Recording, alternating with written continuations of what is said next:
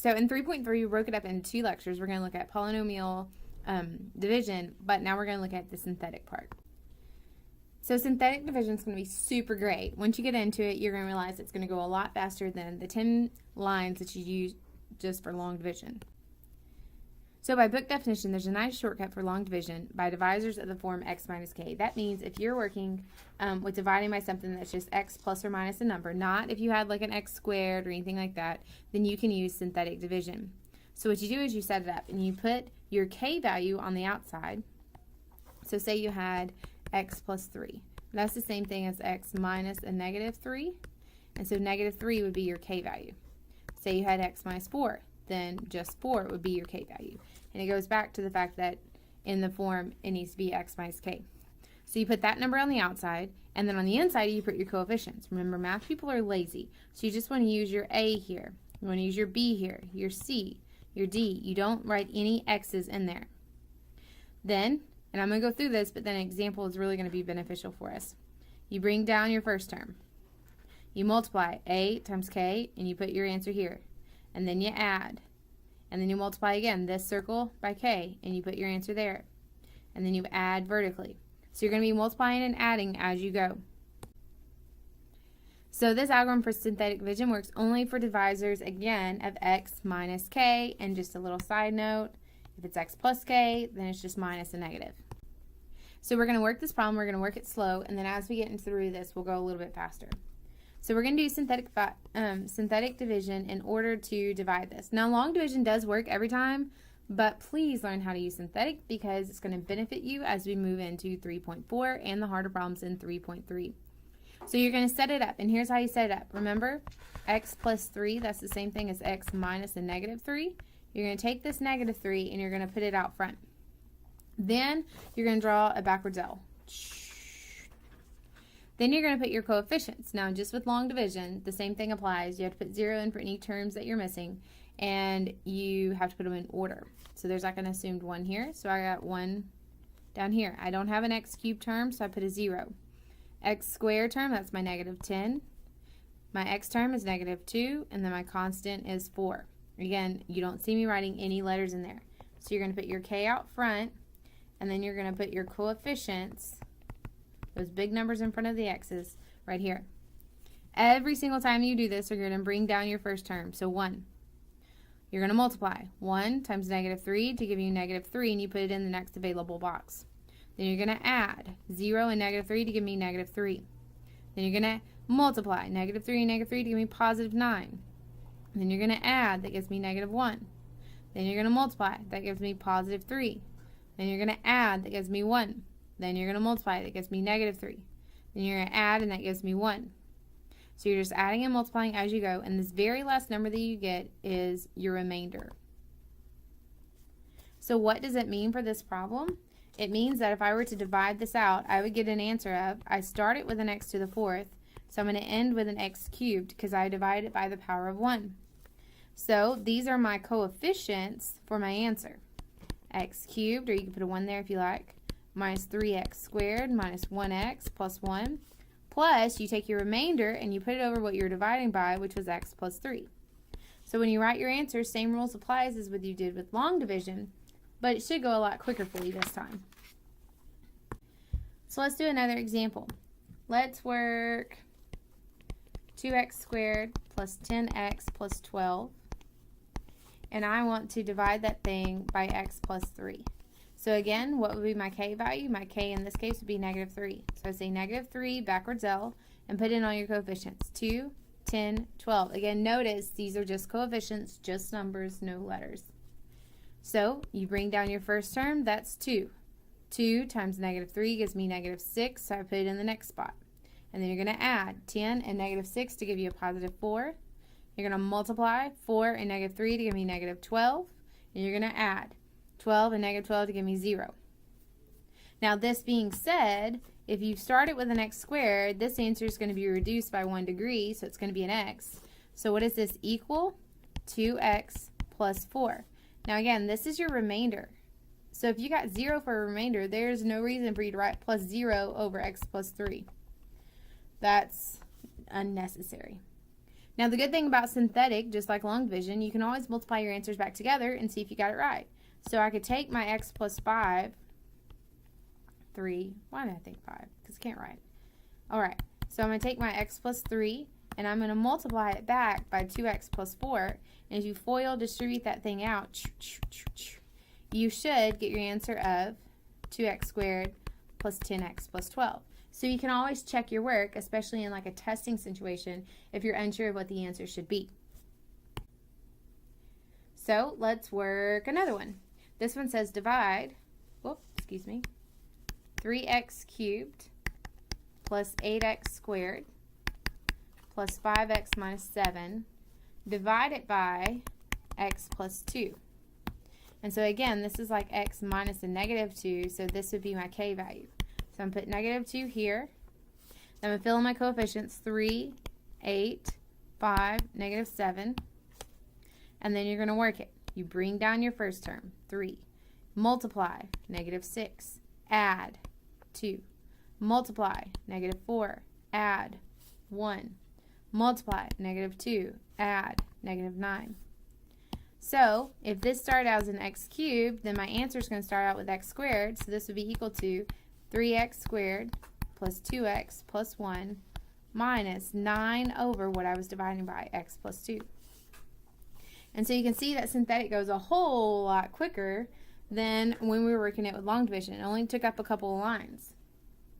Now notice, negative 9 was my remainder. Okay?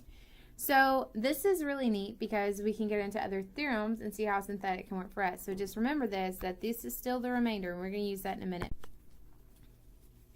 Here is number 12. I took it out of your textbook, page 290. You do have a textbook. Check it out. It's cool stuff. That's where all this stuff comes from.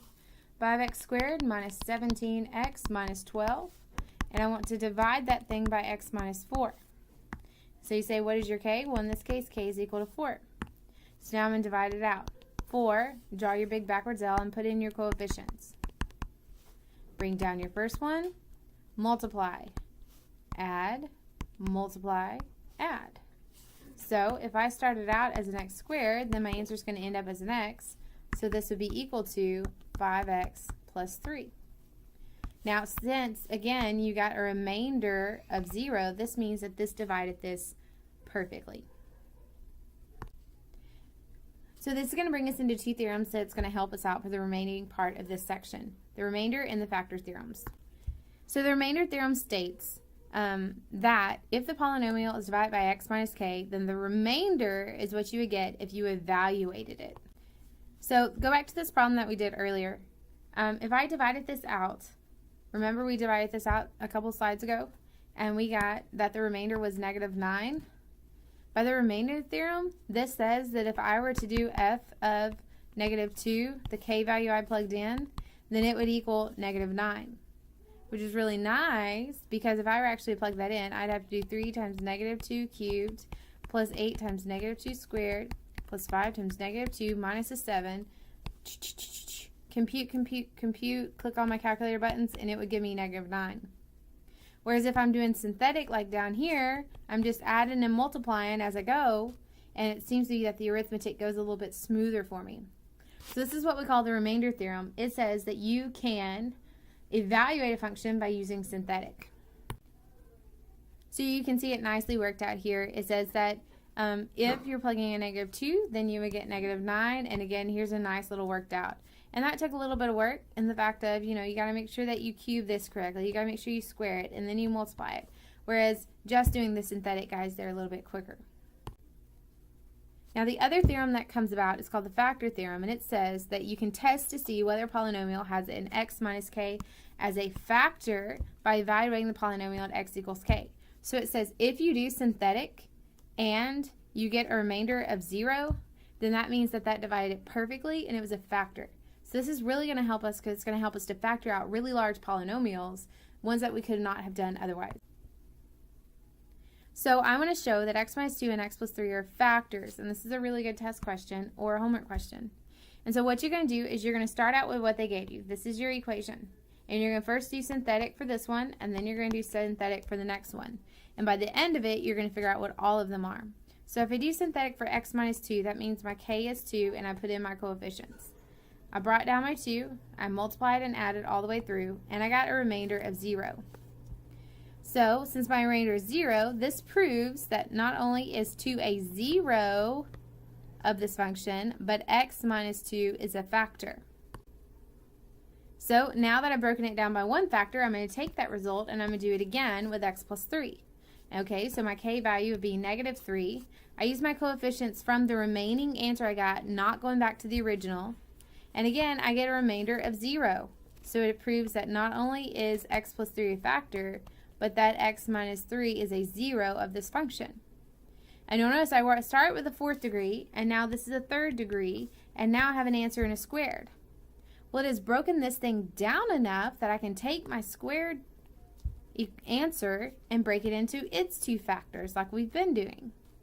So if I want to completely factor out this problem, here's the first one they gave me. It checked out because it gave me a 0 remainder.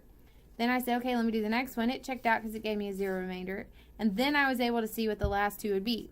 Otherwise, without the help of synthetic and this theorem, I would not have been able to break it down to these linear factors.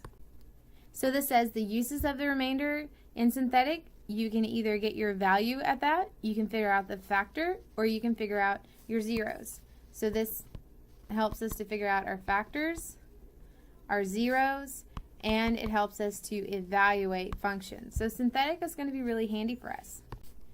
So let's work another example here. This one is number 59 out of your textbook, and it says x cubed minus 7x plus 6 is equal to 0, and one of the zeros is 2. And it might say, write it fully factored and identify all the real solutions, or identify all the zeros. And so what you're going to do is you're going to start with your given, and you have a 2. And so I'm going to first show that 2 is a 0. That means I need to get a 0 remainder. So I put in 1, I put in a 0 for my x squared term because it was missing, negative 7 and 6. So you bring it down, you multiply, add, multiply, add, multiply, and I get a 0. So this proves that x is a solution. That x equals 2 is a solution. Then, since you started with an x cubed, this reduces it to an x squared. I now am working with x minus 2, that's that factor we just proved, times x squared plus 2x minus 3. Now I can factor that thing out, and that will give me x plus 3, x minus 1. So this is my fully factored term. This is my fully factored polynomial here, and then you can draw your table and find all your factors. Well, x minus 2, we already know that's 2. So if the next one equal, that would give you x be negative 3. So the last one equal, and that would give you 1. So what are all the zeros of this function, or all the solutions? I would say x equals negative 3, 1, and 2. And they'll even have you list them from least to greatest, separate by commas. And so synthetic is helping us to break down problems.